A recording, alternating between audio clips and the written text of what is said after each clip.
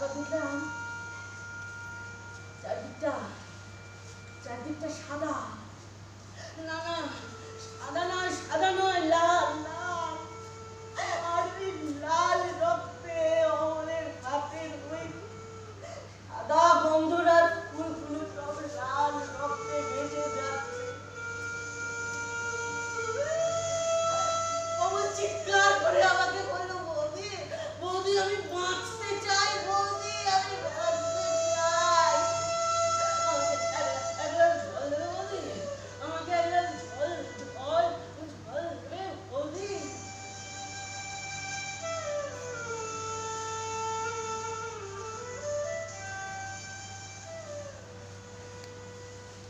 স্বপ্নে তো কোনো মানে নেই,